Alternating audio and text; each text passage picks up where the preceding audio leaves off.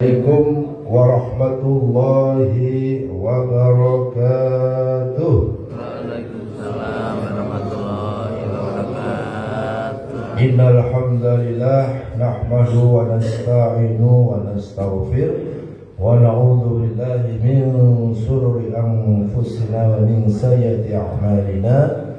May yahdihillahu fala mudilla lahu wa may yudlilhu fala hadiya lahu. Asyhadu an la ilaha illallah wahdahu la syarika lah wa asyhadu anna Muhammadan abduhu wa rasuluhu la nabiyya ba'dah. Alhamdulillahi rabbil alamin. Puji syukur kehadirat Allah Subhanahu wa taala yang sampai detik ini, saat ini kita masih diberikan banyak sekali nikmat. Ya, adalah nikmat iman, nikmat Islam, sehat wal afiat, nikmat panjang umur, nikmat kesempatan. Kita masih diberikan kesempatan oleh Allah SWT hadir di mushola Jumat ini. Sama-sama kita bisa melaksanakan salah satu kewajiban kita, sholat subuh berjamaah. Karena banyak sekali dari orang-orang yang tidak beri kesempatan untuk bisa hadir sholat berjamaah, baik di masjid maupun di mushola. Kita wajib bersyukur kepada Allah SWT. Alhamdulillah. Salawat dan salam kita tujukan pada junjungan kita Nabi besar Muhammad sallallahu alaihi wasallam, pada keluarganya, pada sahabatnya dan umatnya. Insyaallah kita termasuk pada Rasulullah sallallahu alaihi wasallam yang mendapatkan syafaat menjadi yaumil akhir. Amin. Ya rabbal alamin. Jamaah salat subuh rahimakumullah. Kita masih ingat pada pagi hari ini, yaitu tentang Qurratul Ain.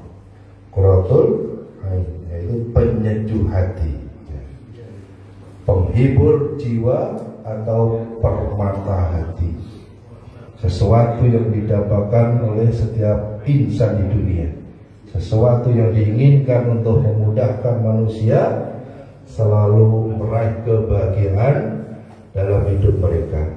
Tahukah kita Allah SWT yang menciptakan manusia dengan sifat-sifat kemaha kesempurnaannya telah menjadikan sebab, telah menjadikan jalan yang sangat sesuai dengan kebutuhan hati manusia yang diciptakannya, agar mereka bisa merasakan sebab yang bisa menyejukkan hati, yang menjadi penghibur bagi jiwanya. Allah SWT yang telah menciptakan kita, maka dialah yang lebih tahu tentang cara membahagiakan diri kita lahir dan batin, dan dialah yang maha kuasa untuk menjadikan penghibur jiwa, penyejuk hati bagi manusia. Allah SWT berfirman dalam Quran surat Al-Mulk ayat 14 yang artinya, apakah pantas Allah yang menciptakan itu tidak mengetahui, dan Dia maha luas, maka maha mengetahui. Di dalam ayat-ayat Al-Quran dan hadis-hadis Rasulullah SAW, paling tidak ada 3 gambaran tentang bagaimana seorang hamba bisa meraih atau mengusahakan bagi dirinya yang namanya kesejukan hati atau permata hati, yang dikenal dengan istilah syariat dengan Qurratul Ain, penyejuk mata yang kemudian turun ke hati. Yang pertama adalah kenikmatan surga. Yang pertama tentu saja kenikmatan tertinggi di akhirat nanti, itu adalah kenikmatan surga. Kenikmatan yang Allah Subhanahu wa taala jadikan sebagai balasan bagi orang-orang yang beriman. Allah Subhanahu wa taala berfirman dalam Quran surat As-Sajdah ayat 17 yang artinya, maka tidak seorang pun mengetahui apa yang disembunyikan untuk mereka, yaitu bermacam-macam nikmat yang menyenangkan hati sebagai balasan terhadap apa yang mereka kerjakan. Qurratul Ain di sini adalah tentang puncak kebahagiaan, puncak dari semua keindahan yang telah dirasakan oleh penduduk surga di akhir nanti. Semoga Allah SWT mudahkan kita agar termasuk ke dalam golongan penghuni surga dengan taufik dan karunia-Nya. Amin ya rabbal alamin. Maka dari itu penduduk surga adalah orang yang paling sejuk hatinya, sehingga terpancar pada wajah mereka, terpancar keindahannya pada penampilan fisik mereka. Allah Subhanahu wa taala berfirman dalam Quran surat Al-Mutaffifin ayat 24 yang artinya, kamu dapat mengetahui dari wajah mereka kesenangan hidup yang penuh kenikmatan. Dilanjutkan dengan Quran surat Al-Insan ayat 11, maka Allah melindungi mereka dari kesusahan hari itu, hari kiamat, dan memberikan kepada mereka keceriaan dan kegembiraan. Inilah qurratul ain yang tiada taranya, dan untuk inilah orang-orang beriman yang mengetahui, meyakini kenikmatannya yang tiada bandingnya di dunia ini, berlomba-lomba untuk mendapatkan dan mengambil bagian yang besar dengan amal soleh di dunia untuk meraih kenikmatan tersebut. Yang kedua adalah kenikmatan iman. Yang kedua adalah qurratul ain yang merupakan surga di dunia, penyejuk hati yang juga sekaligus merupakan surga di dunia, yaitu kenikmatan iman, kenikmatan beribadah kepada Allah SWT, kenikmatan ketika berzikir, membaca Al-Quran, melaksanakan ketaatan kepada Allah SWT, belajar agama, belajar tauhid, serta belajar iman. Inilah yang digambarkan dan diisyaratkan oleh Rasulullah SAW ketika beliau menyebutkan tentang sholat yang merupakan munajat seorang hamba dengan Rabb-Nya.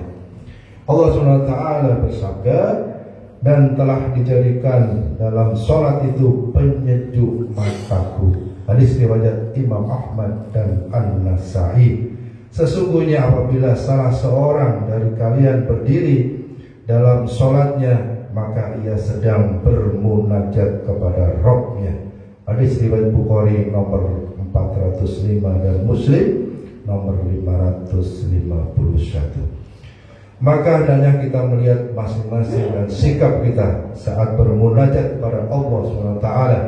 Inilah hakikat kesejukan hati yang sebenarnya, penghibur jiwa yang sesungguhnya, ibadah yang dilakukan dengan iman yang benar, ibadah yang dilakukan dengan pengetahuan tentang keindahan nama-nama Allah Subhanahu wa taala dan kesempurnaannya sifat-sifatnya. Inilah sebab yang menjadikan orang-orang yang beriman di dunia telah merasakan surga, yang dengan itu mereka akan termotivasi untuk meraih surga di akhirat karena gambarannya seperti yang sudah ada di dunia.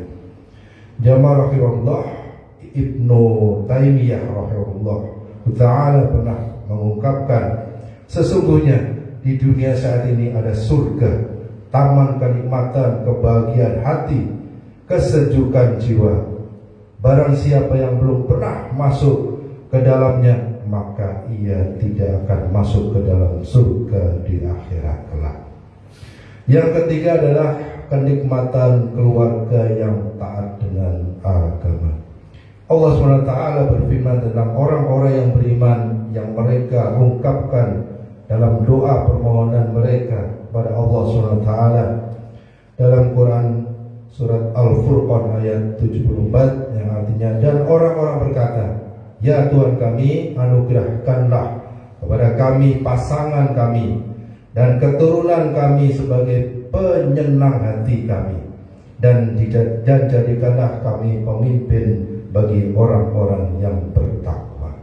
Artinya orang-orang yang beriman setelah dia merasakan kesejukan hati dengan beriman pada Allah SWT, maka dia tidak ingin kenikmatan yang hakiki ini berkurang akibat dari orang-orang di sekitarnya. Orang-orang yang dicintainya tidak mendukung kecintaannya